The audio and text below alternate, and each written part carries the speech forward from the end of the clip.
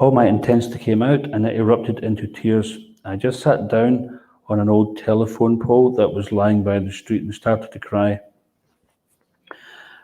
Then this devotee walked up and found me sitting there like I had just lost my best friend. He said, "Prabhu, what's the matter?" I said, "I don't know what's the matter. I just can't distribute books.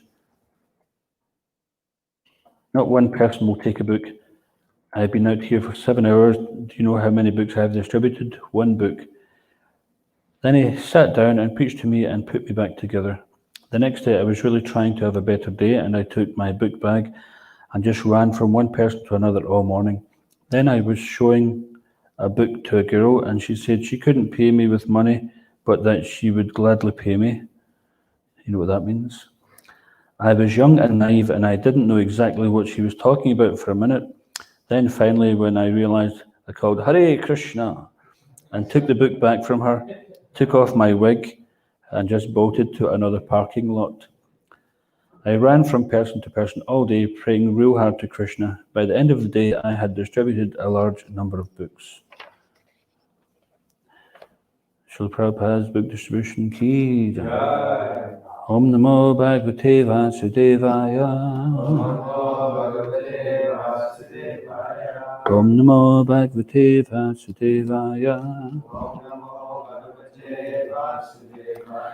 Om Namo Bhagavate Vasudevaya. Reading from Srimad Bhagavatam, Canto 5, Chapter 3, entitled Rishabdev's Appearance, Text 8.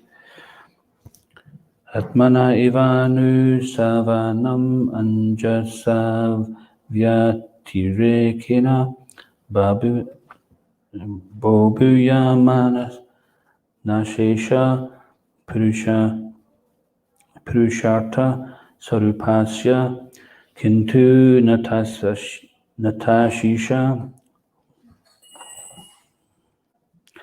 Ashasananam Etad Abhisamradana Matram Bhavitum Arhati. Word for word, responsively. Atmana, self-sufficiently. Eva, certainly. Anusavanam, at every moment. Anjasa, directly. Avyatire kena, without stopping. Bubuyamana, increasing. Ashesha, unlimitedly. Purusha Artha, the goals of life. Swarupasya, your actual identity. Kintu, but. Nata, O Lord. Ashisha, benedictions for material enjoyment. Ashasananam, of us who are always desiring. Etat, this. Abhisambradana, forgetting your mercy. Matram, only. Bhavitum, arhati, can be. Translation, all of life's goals and opulences are directly, self-sufficiently, unceasingly, and unlimitedly increasing in you at every moment. Indeed, you are an unlimited enjoyment and blissful existence itself. As far as we are concerned, O Lord, we are always after material enjoyment. You do not need all these sacrificial arrangements, but they are meant for us so that we may be benedicted by your Lordship. All these sacrifices are performed for our fruitive results, and they are not actually needed by you. Please repeat. All of life's goals and opulences are directly, self-sufficiently, unceasingly and unlimitedly,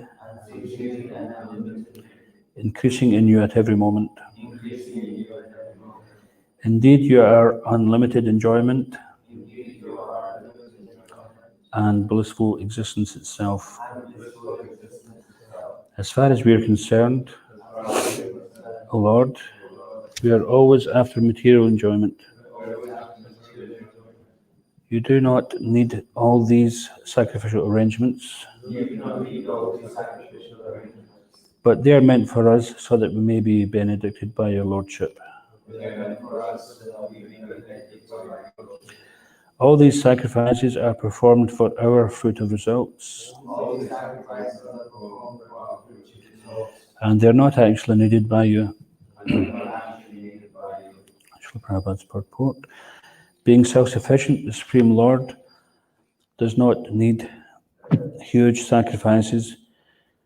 Fruit of activity for a more opulent life is for those who desire such material opulence for their interest. Yagyartat karmanonyatra lokayam karma bandhana. If we do not act to satisfy the Supreme Lord, we engage in Maya's activities. We may construct a gorgeous temple and spend thousands of dollars, but such a temple is not required by the Lord. The Lord has millions of temples for his residence, and he does not need our attempt. He does not require opulent activity at all. Such engagement is meant for our benefit. If we engage our money in constructing a gorgeous temple, we are freed from the reactions of our endeavors. This is for our benefit. In addition, if we attempt to do something nice for the Supreme Lord, he is pleased with us and gives us his benediction. In conclusion, the gorgeous arrangements are not for the Lord's sake, but for our own. If we somehow or other receive blessings and benedictions from the Lord, our consciousness can be purified and we can become eligible to return home back to Godhead. Om Agyanatimarandasya Gyananjanansalakaya Chakshurmilitam Yana Tasmai Shrigrave Namaha Mukam Karoti Vachalam Pangam Lagate Grimya Kripatamaham Vande Shrigram Janitaranam Jai Shri Krishna Chaitanya Prabhu-Nityananda Shri Advaita Gadadhara Shri Vasadi Gaura Bhaktivinoda Hare Krishna Krishna Krishna Hare Hare Hare Rama Rama Rama Hare Hare. All of life's goals and opulences are directly, self-sufficiently, unceasingly and unlimitedly increasing in you at every moment. Indeed, your unlimited enjoyment and blissful existence itself. As far as we are concerned, O Lord, we are always after material enjoyment. You do not need all these sacrificial arrangements, but they are meant for us so that we may be benedicted by your Lordship. All these sacrifices are performed for our fruitful results, and they're not actually needed by you.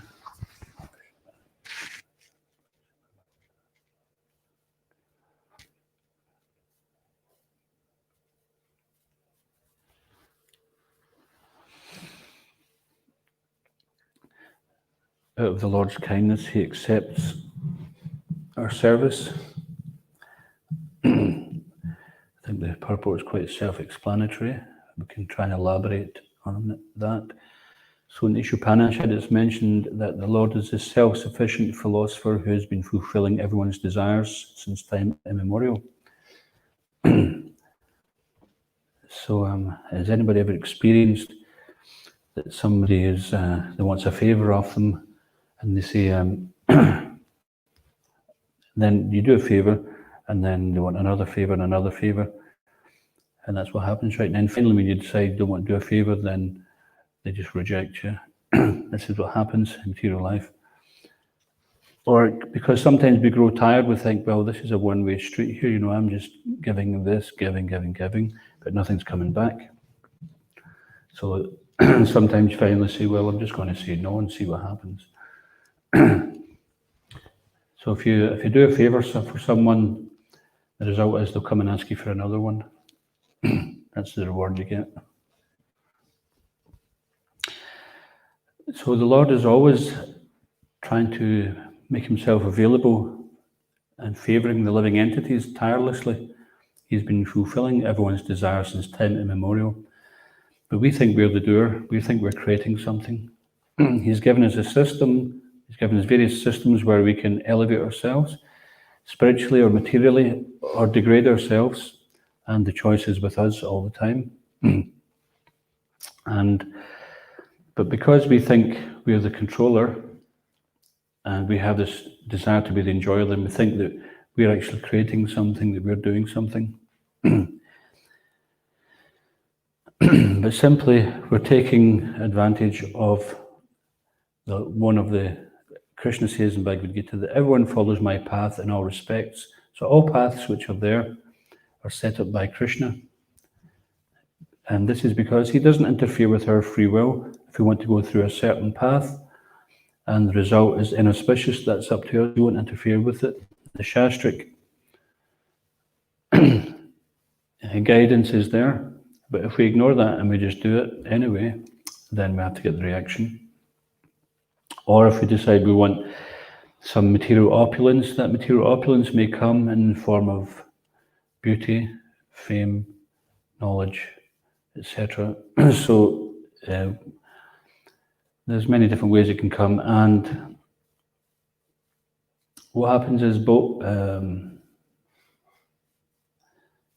prasaktanam taya paritachetasam, that if we become bewildered by Boga and Aishwarya, by sense enjoyment and material opulence, then Vyavasayatmaka Buddhir Ekeha Kurunandana, then the Ekeha, or the resolute determination to perform devotional service, doesn't take place. And because in Kali Yuga people are not very intelligent, we get bewildered by the slightest opulence. You know, like we may have a job that gives a few pounds more than someone else gets, and we think that we're better than them. Look at my car, it's better than next door neighbours. I've got a certain class above everyone else. But what is it? It's just a temporary manifestation of the material energy, which is endlessly mutable. You know, some rubber, some metal, some plastic, and a few other lubricants to make the whole thing run. And as soon as you get it, what happens? It starts to deteriorate. And then what happens if you lose your job? You feel down because now I'm not the top of the street. Or we get some opulence that we look good. And but how long is your look going to last?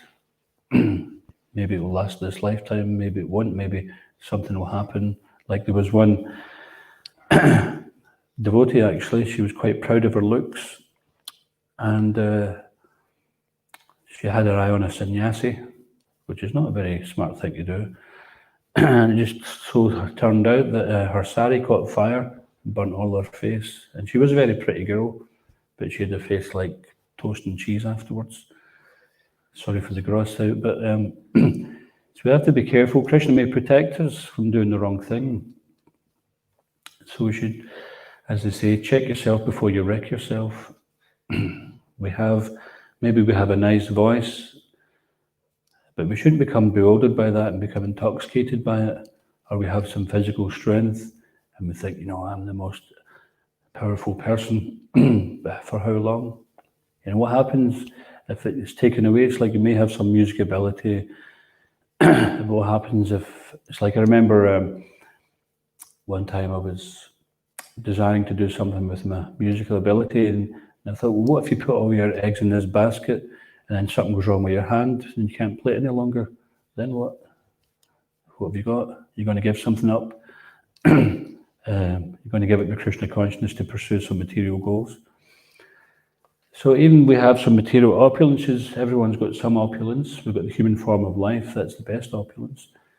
So we should use it in Krishna's service, and that way we don't become bewildered by it. And bewildered by it means that we're trying to enjoy it. We're trying to enjoy it separately from Krishna. So if you look at some personalities, like take George Harrison, for example, he used his fame to spread Krishna consciousness. His agent was telling him, don't do it, but he did it.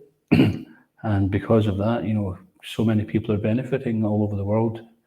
And because of that, so many people in the London area especially are getting the benefit of Bhaktivedanta Manor and all the devotees who have served there for many years. So he did tremendous service because he utilized that in Krishna's service. And he never lost. He didn't become less famous. His agent was telling him, don't do it, it will wreck you, it will destroy you. But he did it because he had full faith. And he wasn't even cared anyway. It's not as if he was going to become homeless and penniless or something. So whatever opulence we have, whatever abilities we have, we use it in Krishna's service. Don't use it to try to attract the opposite sex or to try to get some kind of temporary benefit, which is going to be gone after this body's gone at the very latest. So utilize it in Krishna's service. And this way, we get the best benefit. So Krishna is always eager to benefit the living entities, and he wants to give them the best benefit.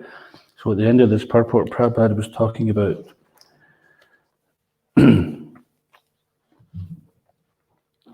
if we somehow or other receive blessings and benedictions from the Lord, our consciousness can be purified and we can become eligible to return home back to Godhead.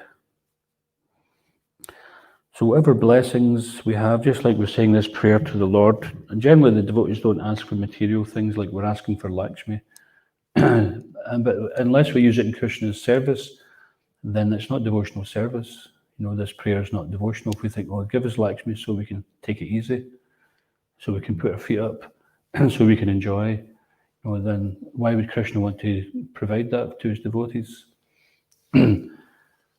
And when we talk about, happy devotees, is that happy in Krishna consciousness, or just we want to be happy regardless of anything else? So lasting happiness is actually there when we're free from our false ego. Otherwise, our false ego is always going to create some complication, isn't it? We're embarrassed by our false ego. Because we identify with something in this material world, then somewhere along the line we get embarrassed. Somewhere along the line it trips us up.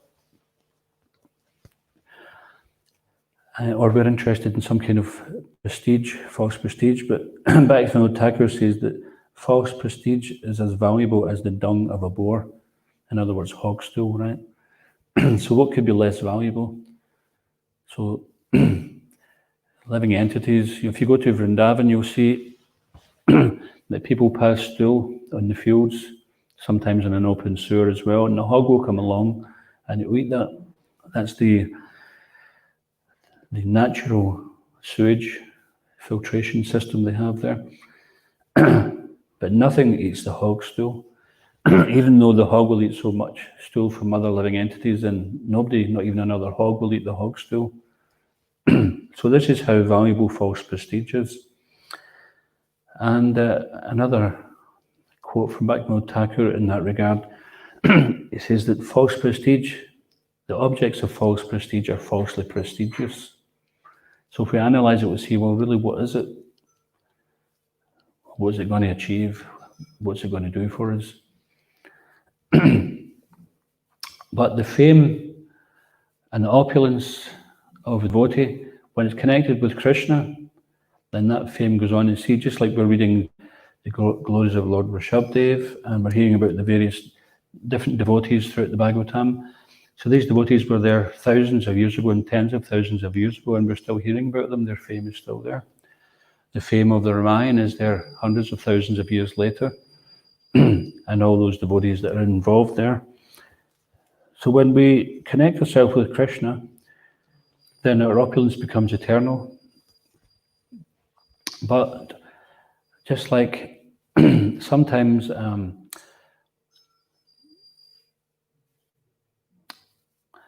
people will perform karma kanda activities to get some material benefit because they have faith in the Shastra that if I do this, I will get this in return, either this life or next life. So they do this because they want to invest in their future, just like a student. And if someone is serious about having a good future in this life, in this material world, then they'll spend time doing their studies because they know that if I get better marks, I'll get a better job, I'll get a better life. That's what they do. So often people will do that like that. They have knowledge of karma kanda activities and they'll think, okay, if I put some effort into doing some yajnas, etc., then I'll get some material benefit. In the next life, my life will be better. I'll get a good birth, good looks, good education, wealth, fame, all these different opulences that come along according to your desire. So these things are there and it works. But still it's temporary. And sometimes yogis think, well, I don't want to perform that. Let me just, they don't want to become distracted by these temporary material benefits, but then they get distracted by other benefits such as the mystic cities. And we see that many Bhogya yogis come from the West. We've seen it. And sometimes they have some mystic city. They've got such a thing as Prapti city where they can produce something. I remember Tamil Krishna Maharaj was preaching in Fiji, and there's a video about, you may have seen it, and this video is called God's Competitor. So this man asks, he says, what do you think of, I won't mention the person, such and such a Baba, and he says, what? And Tamil Krishna Maharaj says, well, can you tell me something about him? So of course he already knows, but he wants the person to speak. He says, well, some people say he's God. He says, so, and how does he demonstrate that he is God? He says, well, sometimes he produces some apples. He says, so how many apples does he produce? And he says, well, maybe like 5 or 6 at most. Okay, and anything else? Sometimes some gold. How many ounces of gold? And then he says like a few ounces. And something else, he says, yeah, sometimes he produces ashes. So Tamil Krishna Maharaj says, so how much is a bag of apples these days? How much is this amount of gold? He says, so for like 50 cents, one can become God. For 50 cents, I can go and buy the bag of apples. Does that make me God? So prapti-siddhi means that they obtain something from somewhere else and then they remanifest it again. They take something from the gross platform somewhere else, take it onto the subtle platform, and then manifest it again in the gross platform. So they're just playing with material energy. And because they have some desire to be worshipped as supreme, then they cheat people, they cheat the innocent people. But that doesn't save them at the time of death. They're still subject to the laws of birth, death, old age, and disease. If we look at the descriptions of the Supreme Personality of Godhead in all the scriptures, they say that Krishna is Navayovanam. He doesn't look like an old guy. He's not got grey hair. He doesn't look like he's got some kind of frizzy perm or something like that. And his voice it's like they say, his voice is like the rumbling of thunderclouds. He's not got a little pipsqueak voice. And he speaks full of knowledge. He enlightens everybody. He doesn't just give some pseudo-spiritual, nondescript statements. So Krishna, when he comes, he enlightens everybody. Pritanaya sadhanam vinashaya chaduskritam dharma samstapanartaya sambhavami yuge yuge. So those who are inclined towards devotional service, then he liberates them. And those who are not, then he annihilates them, whether that be physically, whether it be philosophically, as Lord Chaitanya. Then he was defeating all the philosophers. The big philosophers of the day were Sarvabhauma Bhattacharya and Keshava Kashmiri and various other ones. And these are historically renowned great scholars, greatest scholars of India at that time. And they easily defeated him because he's the Supreme Lord, full of all knowledge. Dharma samstapanartaya, and he re-establishes the principles of Dharma, what is real Dharma. So not Kaitava Dharma. Kaitava Dharma means, anybody? Talks to you? Cheating religion. So what is cheating religion? Yeah. To just give them temporary benefits. Yeah, that's right. It's just, Prabhupada gives an example. He says, they're praying to God for our daily bread. We don't have to pray to God for our daily bread. That's going to come anyway. And he's supplying to everybody. And if there's no supply there, it's simply because mankind is greed and they're monopolizing things in such a way. But Krishna's already provided everything for everybody. If the humans cooperate together, there's no need for any shortage. So sometimes these mystic perfections become also a distraction. And it's just another type of material sense enjoyment. It's on a more subtle level, like one can become lagima siddhi, become lighter than anything, they can learn to fly. Anima siddhi, they can become smaller than the smallest. Mahima City, they can become as big as a planet. So all these things, we may not have much experience of it, but if you go to certain parts of India, you may, if you want to waste your time, go and find someone like that. And if you read the Radhanath Maharaj's book, Journey Home, he encounters on his journey of self-discovery towards, he didn't know, but he finally ended up in Vrindavan. So he left America, traveled through Europe, found his way through the Middle East into India, and he was staying with these yogis, and they were performing so many mystic feats. But most of them wouldn't leave the ashram, they wouldn't leave the forest, they wouldn't leave the mountains, and only the odd one who was very materialistically self-motivated would leave and go to the West to get some cheap following.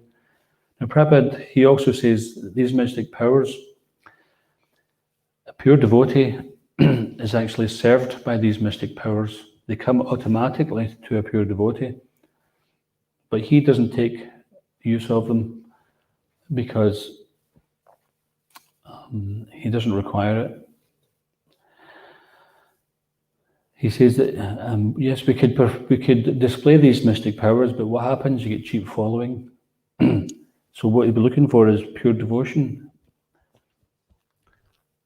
I mean, there's examples of Prabhupada. One time, devotees were struggling so hard to get money to build some project, and Prabhupada was putting pressure on. We have to do this. Deadline, money, and things like that. And they were trying so hard, and they were collecting, they were doing fundraising things, but they were still short of something. And then they came to Prabhupada, and then he just laughed and he shook his dhoti, and all this money started coming out. And the devotees couldn't believe it. Now, Prabhupada could, very, very occasionally, he'd exhibit some of these things, but he was just laughing. So you could say, yeah, the spiritual master, he could supply everything, because if he asks Krishna for something, Krishna fulfills the desires of his pure devotee, just like the desire trees. But the devotee doesn't have any desire to fulfill. Therefore, they don't bother Krishna with these things.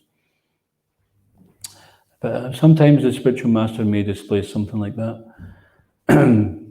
But we shouldn't be looking for that, because then that just shows, that we're looking for something cheap. If you want to see some tricks, then go and see a magician or something like that. But actually, every day there's miracles going on. The sun's rising every day. We're breathing in air and the body is staying alive. That's a miracle. You put a seed in the ground, and with the various elements, something grows, and some amazing fruit and vegetables come. These are miracles. So every day there's miracles. So we shouldn't be looking to get some kind of cosmic mind blast realization before we dedicate ourselves. Back to Stanta Saraswati Thakur says, don't try to see God, but act in such a way that God will see you. This is how we attract Krishna's attention. We may not know much about Krishna, but we hear about Krishna. And just like Usha, when she heard about Aniruddha, then immediately she made up her mind she wanted to have Aniruddha as her husband. She heard his glories. So when we hear about Krishna, we think there's no person superior to Krishna. At one time, one guest said to Prabhupada, why do you worship Krishna as God? And he says, you have some better God? If you can show me some better God. He says, but otherwise we worship Krishna. So if you look anywhere, and Prabhupada says, the Srimad Bhagavatam, there's no comparison, there's no competition. You can't find anywhere where you find a better, more definitive description of the Supreme Lord, his pastimes, his qualities, his characteristics, his devotees, his abode. Everything is there. Where else can you find that? The only place you'll find it is in other Vedic literature, which will tell you more about the same. So therefore, the fact that we have found this wonderful literature, Srimad Bhagavatam, this is the gateway to the spiritual world. So by absorbing these teachings and keeping association of devotees, and association of devotees means that we help each other advance in devotional service. We don't just have some mundane friendship, because mundane friendships aren't necessarily going to benefit us in devotional service.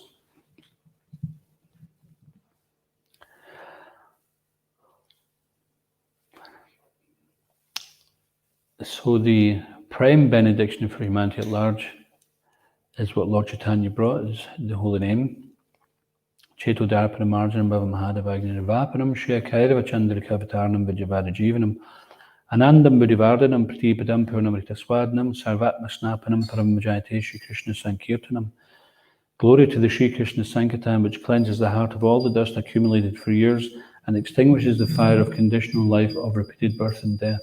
This Sankirtan movement is a prime benediction for humanity at large because it spreads the rays of the benediction moon, increases the ocean of transcendental bliss, and it enables us to fully taste the nectar for which we're always anxious.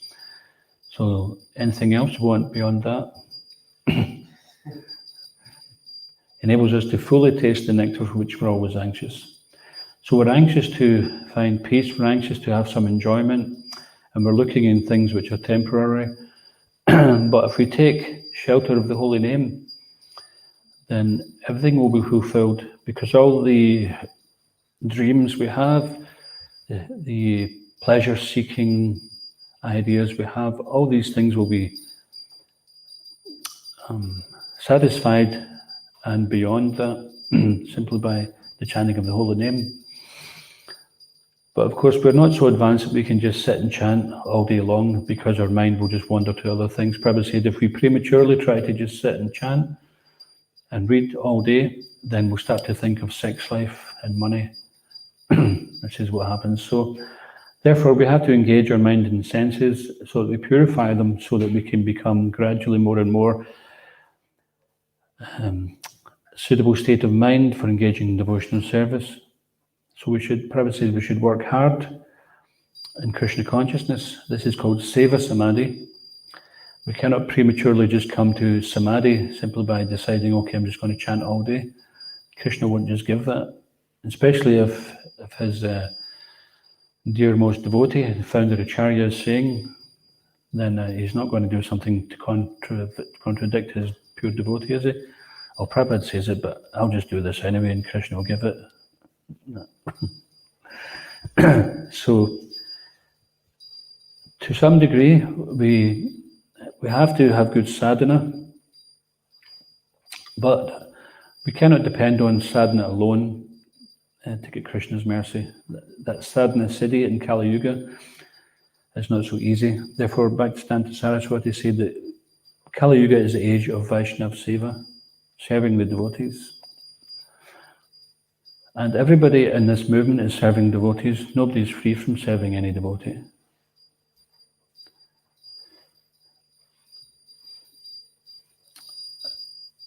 Sometimes people from the outside, they look at a spiritual master and they think, oh, the spiritual master, he's just some fat cat who's living off of the hard work of his disciples. This is ridiculous, are they blind? Why don't they just keep the money for themselves?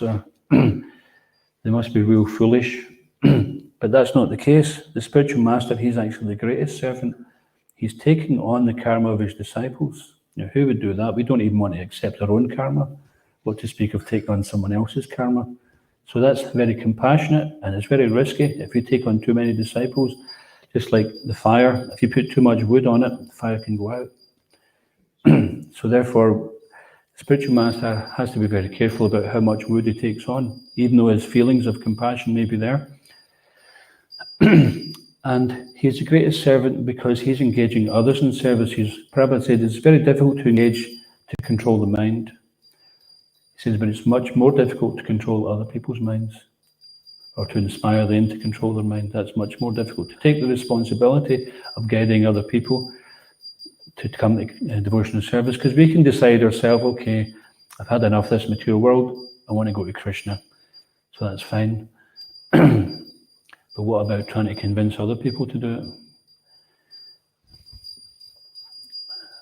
So this is the Guru Parampara, that the spiritual master, he's saying, okay, I'll take you back to Godhead. If you do your service and you chant and you follow your vows, then I'll take you back to Godhead. He'll recommend us to Krishna. This is what happens. We get a recommendation to Krishna. just like in Dhruva Maharaj, when he performed his austerities, and Lord Vishnu noticed that so much havoc was being created by Dhruva Maharaj's austerities. And when he seen Narad Muni, the first thing he said, "Who is his spiritual master? Who is this boy's spiritual master?" Of course, Lord Vishnu knows everything, but he's demonstrating this is what he wants to know. First of all, Narad Muni said, "It's mine. He's my disciple." He says, "Okay, I'll go and see him." But if he didn't have a spiritual master, then Krishna wouldn't be interested in going to give him any benediction. So this is called sadhana siddhi, by the mercy, kripa siddhi. By the mercy of the spiritual master, we can attain perfection. So the mercy of the spiritual master comes in the form of his instructions. So we have to keep hearing these instructions of the spiritual master and keep on trying to put them into practice. And when we have difficulty putting these instructions into practice, we have to consult other devotees or consult the spiritual master how we can do that. And in this way, we're gradually more and more making spiritual advancement.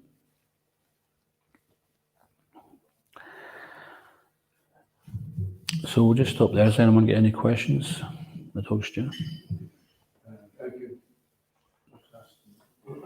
I just wondered, it's making the point from the purport that Krishna doesn't need the opulence, and I thought that's a really nice meditation. If you understand it, it's not that they're doing us a favour, but that we're doing them a favour. But I was just wondering, how do we protect ourselves from the danger of doing ourselves a favour by wanting to look good, by getting the result? We know we're going to give the result to Krishna, we know they're going to get a benefit, but then sneakily we're thinking that we're so cool, and we collect others and give it to Krishna, and it's like we're wanted, we're attached to it, it's like sneaky. Yes, we have to consciously preach to yourself like that. We have to when we offer these things, we have to think, I'm doing this. When we're collecting, we're thinking, what's going to be done with this? It's not like, I'm getting this for me. We're getting it so it can be used for the benefit of people who are given the donations. It can be used for their benefit so that they can pretty much everything that everyone's spending their money on is creating karma bandhana, is binding them to the law of karma.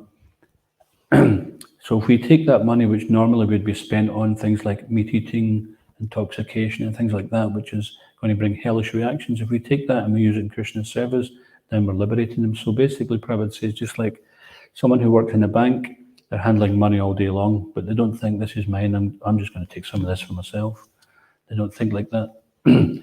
So when they think it's ours, or we think the glory is ours, then that waters a weed that we want to enjoy separately from Krishna. I'm sure there's some technical name for that weed. Maybe somebody knows that. Which is?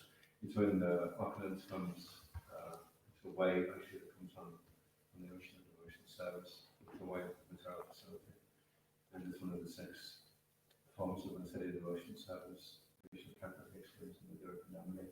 So when you start getting some prestige, then it's not really important. Yeah, another thing to look at is look at where you came from and look at where you'd be without Krishna consciousness. And always remember our good fortune. Sometimes it sounds a bit cliched. Yes, we should always remember our good fortune. We've got such a great opportunity. You know, we can hear this every day in every class. But the fact is, it's still the same. That had it not been, it's like sometimes we look at some people on the street and we see they're suffering and we say they're go I, but by the grace of God, or but by the grace of Guru. And we see the example of Prabhupada. He didn't take credit for himself. He'd give credit to his spiritual master, or he'd give it to his disciples. He wouldn't take it for himself. But because we have the desire for that credit, then that's why we continue to look for it. But then what happens, you know, if we're really good in Sankirtan and we're doing big scores and we get all the jais, but then what happens if that dries up? Our happiness was dependent on that. So then that very thing made us happy, then we become morose about. Oh, I'm no longer good at this. Or we become a has-been, we try to live on our past glories. Oh, I used to do like this, we did £1 million a day. And it's just like a has-been, it's like what we're doing today. Devotional service is eternal, it's not like a historical thing. I used to do devotional service. Now I just put my feet up.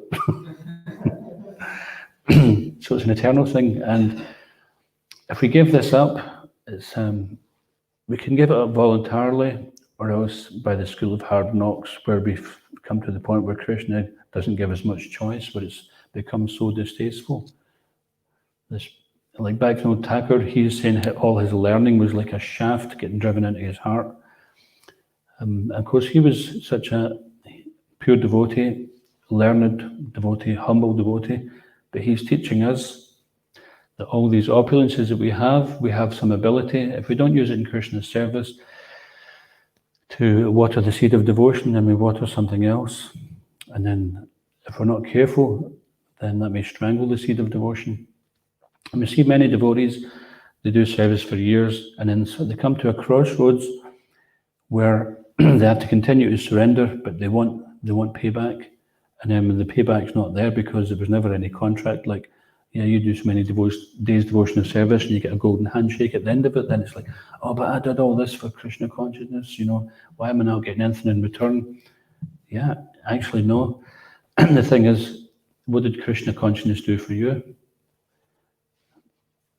It's this is what we have to, the day we join, we realise that we're no longer able to stick money in the bank every week. We don't have a material security. We're not cultivating material security. And I remember that question when I was in the Bhakti program back in Chaitanya College. One Mataji, she said, if we stay on this path of Krishna consciousness, and then years later we leave, and then we've got nothing to fall back on, then the devotee says, that's the risk you take. That when you surrender to Krishna, you're giving up. You're not keeping one foot in the material world. It's like nowadays when people join, they keep their bank account, they keep all their possessions, and they've got the building society account. But they don't just actually really just give everything to Krishna and really fully join and depend on Krishna. And not everybody, some people do. And some people don't have anything to give. Some people join with so much debt. And that's one reason why they join. They're trying to escape. But I remember myself and others when we joined, it was a relief to give our bank account, our building site account to the temple, because as long as you've got that there and you're thinking, what will I do with that? It's a distraction from your service. Even sometimes they were paying some allowance, and as a brahmachari I was thinking, what do I want an allowance for? The first thing I had to do was buy a wallet. I'm thinking, what am I going to do with this money? I better buy a wallet to put it in. And then it's going around with this wallet all day, and it's just my mind's going to this money all the time, thinking, what can I do with it? I can't get much for £30, so maybe if I save it for a few months, I can get a set of Bhagavatams. But there's Bhagavatams in the ashram, what do I need to buy them for? Eventually I went back and I says, look, treasurer, can you just keep this money and don't give it to the temple, because it's just doing my head in. Because it was actually a relief just to be free from that attachment. And if you do that, then you're actually giving up this source of anxiety. As long as you've got money, your mind's always thinking, you don't need Krishna so much. It's like Draupadi, she's holding on to the sari, Krishna, and Krishna saying, well, it doesn't look like you really need me, you're still holding on to it yourself. And then when she lets go, okay, you've surrendered, I'll come and protect you, you've got no other shelter but me. So when we cut our attachments, cut our ties to the material world, then the Krishna is there for us, it becomes more real. And if you've got some karma, if you think, oh, I don't want to do that just in case it doesn't work out, well, vitaraga bhaya krodha man maya mamipashrita bhavo gnatapasa pidamad bhavam agataha. Being free from attachment, fear and anger, many persons in the past became purified by knowledge of me and thus attained transcendental love for me. As Krishna says, many persons in the past, they attained me by this. So of course the other thing is, if we're not at that stage, then just make sure you use it in Krishna's service and don't let it become So if we have some ability, if we're good at raising funds, or if we're good at attracting people by nice kirtan, or we can cook really nicely, then try to do it for the pleasure of the devotees, the pleasure of the people we're trying to benefit.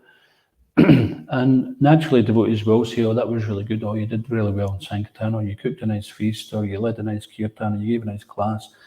And you can just say thanks. We don't have to get into, oh, yes, I know it was great. Did you see how, you see we chanced this? Or, yeah, there was, I was really outsmarted this guy in Sankirtan. I tricked him into getting a book. Sometimes we might share stories because it's fun. But we shouldn't try to relish that and let it become a distraction for us. And it doesn't take much to just think, well, where was I before I joined? Where would I be if I never had this devotional service? I would be back there at best. So, anyone like to add anything to that? Thank you so much for that response. Actually, I had a similar question along those themes, and so I just wanted to ask in regards to, with everything that we do, to some degree, if we're good at it, we do get some subtle gratification, that you've achieved something, you've made something work. And then we're encouraged in Krishna consciousness, find an intensity that suits your personality. So if it suits your personality and it works, then you will get some gratification there. Mm-hmm. And so there's always that fear of that risk. So the question that I wanted to ask is, in our activities, what should be our meditation? Even if things are working out, what should be our meditation constantly so that we don't fall into that risk? Yes, so our meditation is that sometimes success is there and sometimes success may not be there. But either way, we're going to serve Krishna anyway. Just like Prabhupada enjoyed great success of ISKCON, but he wasn't attached to it. You didn't see him hanging around somewhere for long, just saying he'd given devotees a big list of all his favourite preparations that they should cook. He wasn't enjoying it. And so don't let it hold us back. It's just like sometimes when people are gambling and they're winning, and then they get their chips and the chips are stacking up, and then they think, oh, let me just cash these in quickly. And then they cash them in, and then they may get this. But if they keep on investing their chips, then it gets more and more. So similarly with us, we're doing something which may be pleasing Krishna, or maybe bringing some good fortune to us. But if we want to just enjoy it quickly and get the external material results, then we deprive ourselves of the eternal result. So one thing Krishna says is that whatever one is most attached to, whatever is most dear to one, if we give that up for Krishna's service, it qualifies us for eternal life. I think that's from the Mahabharata. So our meditation is that we're doing this for Krishna, and even if we weren't a devotee, we may enjoy good karma because that's due us anyway. But the good fortune is that we're able to engage it in Krishna's service, because sometimes people may get some good karma, and how they live out their good karma, they may create such terrible karma for themselves. Like someone may become a very important politician because they get some karma. They may become very wealthy, but what do they do with it? They may do something which is actually very detrimental and creates a lot of bad karmic reactions for them for the future. So whatever opulence is ours, I think Prabhupada says that if we engage our money in constructing a gorgeous temple, we are freed from the reactions of our endeavour. So we have to engage it in Krishna's service, and serving the devotees, always do it in a mood of service, and realizing that Krishna doesn't need anything from us. So this is the main point here, that the Lord doesn't need anything from us, but out of his kindness he accepts it. So just like this verse, Patram Pushpam Palam Toyam, offer with love and devotion, leaf, fruit, flower, or what, he will accept it. So Krishna doesn't need anything from us. He doesn't even need to eat. It's not that if we don't feed Krishna, he's going to starve. But he will accept our love and devotion. So we just transfer that same thing to whatever we're doing, whether we're sweeping the floor, making garlands, cooking, cleaning, distributing books, doing Harinam, whatever, then we do it for the pleasure of Krishna, knowing that he doesn't need this from me, but he's kindly given me this opportunity to serve him. Anybody else like to comment on that? It just reminded me of the expression, tragic expressions of our real needs. So we're trying to help people to realize that this is actually what you need. You don't need to hold on to this opulence, you need to give the opulence away. We're trying to get them to see that that's what they need to do. And then also for ourselves, practicing sadhana, we're trying to get ourselves to realize what our real need is. But our real need is just, all we want to do really is just please Krishna, please our Guru, we'll be so satisfied. And then we get distracted by cheap things. And I've never met a devotee that's given up devotional service that I've happy for. And all the time I've seen the ones that have left. And I've always seen that the ones that have stuck it out always looks happier, it's satisfied. Mm-hmm. So it's just aligning yourself all the time when you're being distracted or tempted by these cheap things along the way that this isn't actually what I really need. You know? And then when people are expressing, it's a tragic expression because they'll never get it. Because you don't even know what it is when trying to express. Mm-hmm. They're going about it in such a distorted way. They're trying to say please in a really nasty way. And the person says thank you back in a really nasty way, but maybe not in a bomber. You know? But really underneath it all is, you know, there's this very simple that's the challenge. Can you connect with what you really need, and then can you help them to see that this is what you really need. Another thing which helps is if we appreciate other devotees' qualities and we can glorify other devotees. So even if you're a better cook than someone, for example, you can still go and appreciate and say something to someone, oh, that was really nice what you made. And it makes a difference to them because they think, well, that devotee's such an amazing cook, and they come and say, oh, they like my cooking. Or even if you're a really good kirtan singer or madanga player, and then you go to somebody, they might even just be a beginner, but they keep some good time. So, you keep some good time, and there's a lot of potential in there. You could be a good madanga player. Or they're just singing sincerely, and you say, oh, that was a really nice kirtan. It was very, I appreciated your sincerity, something like that. So to take the focus off ourselves, because really what's happening is we're putting the spotlight on ourselves and our own glories. But if we put the spotlight on others, then that takes that kind of poison away, because it's this desire for attention and false prestige is like drinking poison, isn't it? It's directly opposed to devotional service. But the thing is, the devotees, they have so much talent, they have so much good fortune because they're continuing to perform devotional service, so they have some great fortune. I remember when I first joined the temple, finished the second, and I couldn't believe how much talent all the people had. Like everybody they could all sing very nicely, and everyone was so intelligent. Everyone could give classes. It's like I never met so many intelligent people all in one place. So it's good if we can try to appreciate the good qualities in others. And so we shouldn't artificially think if someone says, "Oh, that was nice what you did," say, "Oh no, that was terrible." It wasn't terrible. Krishna gave you some ability, and you're using it in Krishna's service, so that's fine. And so we shouldn't artificially be morose or artificially put ourselves down.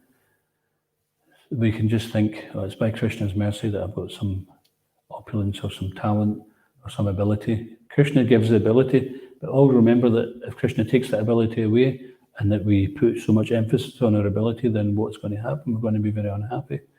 So don't just let it be, don't put all our eggs in the one basket. There's so many things we can develop in Krishna consciousness. Prabhupada wanted us all to learn so many different things so that our preaching and our service is unlimited. It's like practically everybody here can cook. Everyone here can do Sankirtan. Everyone here can lead Kirtan. They can give class. And this is where Prabhupada wanted it, so that everybody could go and open a center, or at least everyone can be depended on. And it means your service is unlimited. It's not like, oh, I've nothing to do today because I can only make garlands and can't do anything else. We don't restrict ourselves into some kind of departmental thing. Okay, so we better finish there. Is that okay? ISKCON Govinda Ki, Srila Prabhupada Ki, Grantaraj Srimad Bhagavatam Ki.